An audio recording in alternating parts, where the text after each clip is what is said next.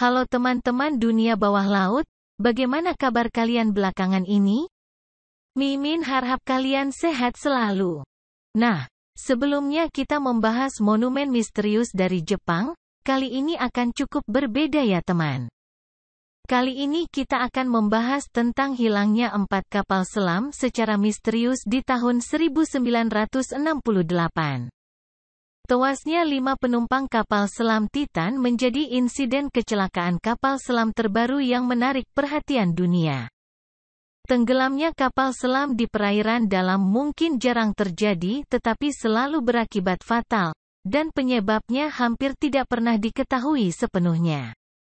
Di tahun 1968, pernah terjadi insiden 4 kapal selam dari 4 negara berturut-turut menghilang dalam jangka waktu 5 bulan. Setelah setengah abad kemudian, penyebabnya masih belum diketahui. Berikut penjelasan tentang 4 kapal yang menghilang tersebut. Nomor 1, kapal selam yang pertama adalah INS Dakar. INS Dakar adalah kapal selam kelas T Israel yang diluncurkan pada tahun 1943. Dan bertugas di Angkatan Laut Inggris sebagai HMS Totem sebelum dibeli oleh Israel pada tahun 1965. Setelah menyelesaikan uji coba laut dan menyelam di Skotlandia, Dakar dijadwalkan tiba untuk upacara penyambutan di Israel pada tanggal 29 Januari tahun 1968.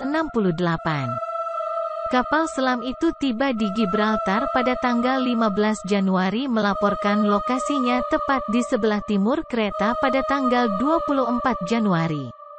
Dan mengirimkan pesan terakhir tak lama setelah tengah malam pada tanggal 25 Januari.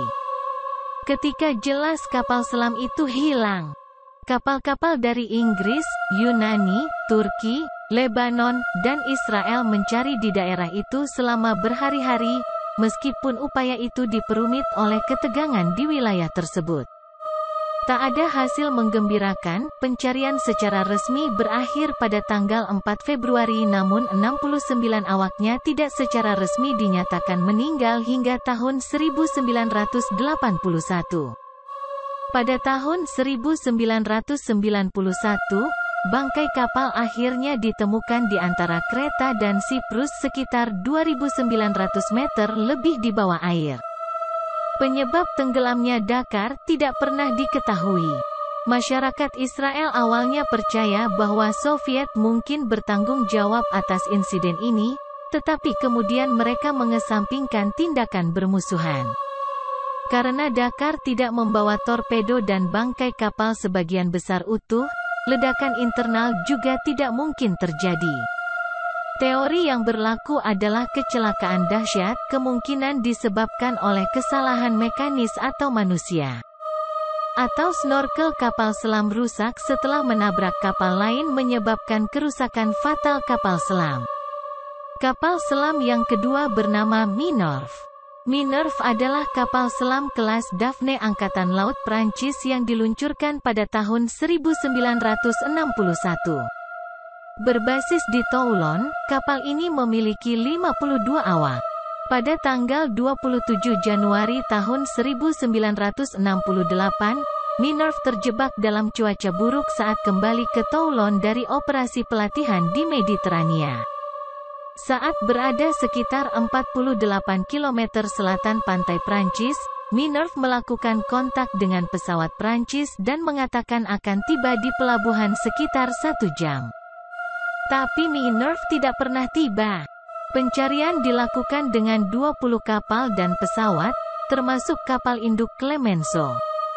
Tetapi akhirnya dihentikan pada tanggal 2 Februari. Berbagai pencarian di tahun-tahun berikutnya juga gagal menemukan kapal selam tersebut. Pada 2019, Minerve ditemukan oleh perusahaan pemetaan laut Amerika, Ocean Infinity, sebagai bagian dari upaya yang disponsori pemerintah Prancis untuk menemukan kapal selam tersebut. Kapal itu ditemukan sekitar 45 km dari Toulon di kedalaman sekitar 2.377 meter. Namun pemerintah Prancis memutuskan untuk tidak menaikkan kapal selam tersebut, sehingga penyebab tenggelamnya kapal tersebut mungkin tidak akan pernah diketahui. Urutan ketiga ada kapal selam K-129.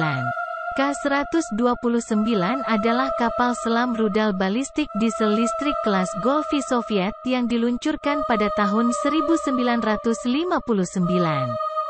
Merupakan bagian dari armada Pasifik Soviet, memiliki 98 awak dan membawa 3 rudal balistik.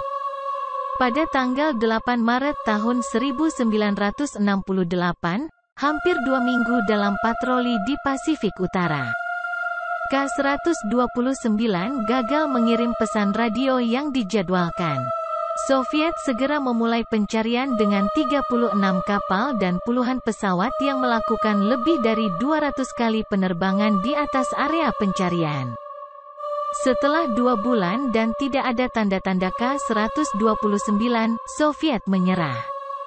Menyaksikan hal ini, Angkatan Laut AS penasaran dengan upaya pencarian besar-besaran.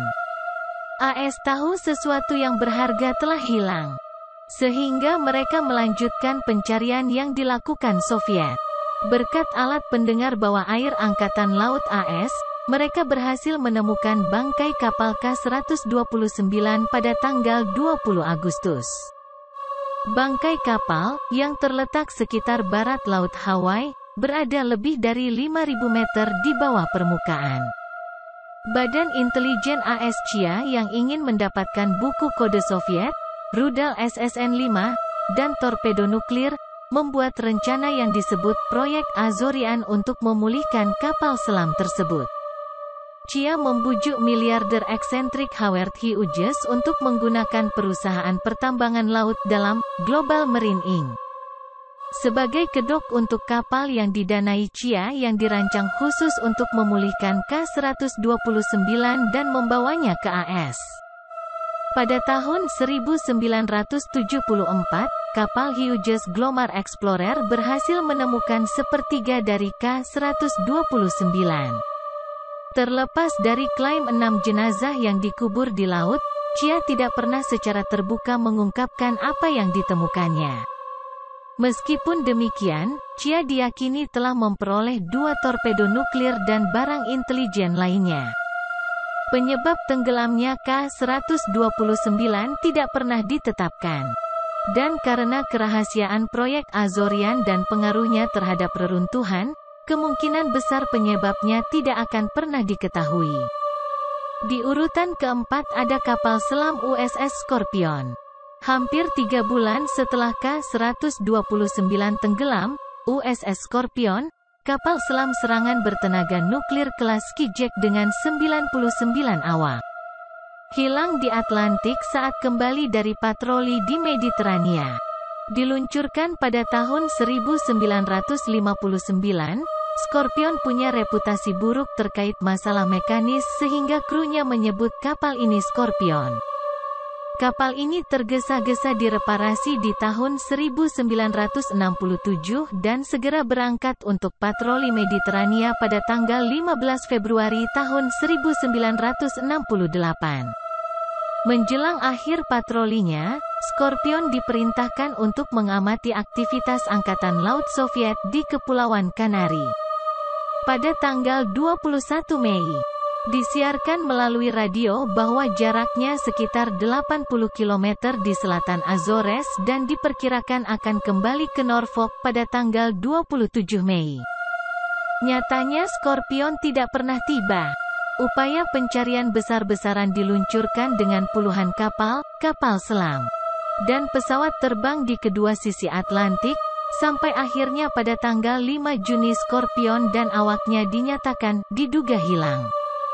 Pencarian dilanjutkan, dan pada tanggal 29 Oktober bangkai kapal ditemukan kira-kira 643 km barat daya Azores di kedalaman 3.000 meter di bawah air. Kapal selam itu pecah menjadi 3 bagian, layarnya robek, haluan telah terpisah dari kompartemen operasi, dan ruang mesin telah runtuh ke lambung kapal. Angkatan Laut tidak pernah menentukan apa yang menyebabkan tenggelamnya Scorpion. Haluan utuh berarti torpedonya tidak meledak, tetapi beberapa palka di lambung kapal selam terbuka, dan baterai pada torpedo Mark 37 Scorpion kemudian diketahui memiliki cacat. Teori yang paling mungkin adalah bahwa Scorpion tenggelam setelah torpedo secara tidak sengaja dipersenjatai, dikenal sebagai hot run, dan diledakkan di dalam atau di luar kapal selam. Dan unit pembuangan sampah tidak berfungsi dan menyebabkan banjir yang memicu ledakan saat mencapai baterai. Atau bahwa ledakan hidrogen disebabkan oleh gas yang terperangkap selama atau setelah pengisian baterai. Kurangnya jawaban pasti juga menimbulkan teori konspirasi, termasuk bahwa Angkatan Laut Soviet menenggelamkan kapal selam sebagai pembalasan atas hilangnya K-129. Beberapa pejabat Angkatan Laut Soviet percaya K-129 tenggelam karena tabrakan dengan USS Swordfish, kapal selam AS yang beroperasi di Pasifik pada waktu yang sama. Scorpion adalah salah satu dari 2 kapal selam bertenaga nuklir yang hilang dari Angkatan Laut AS. Kapal lainnya, USS Treasure, tenggelam di lepas pantai Massachusetts pada tahun 1963. Nah, itulah penjelasan dari 4 kapal selam yang menghilang secara misterius dan masih belum terpecahkan. Bagaimana menurut sahabat dunia bawah laut? Apakah ada merasakan hal-hal yang janggal dengan kejadian tersebut?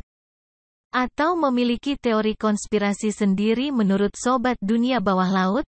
Sekian penjelasan dari Mimin, sampai jumpa di pembahasan selanjutnya.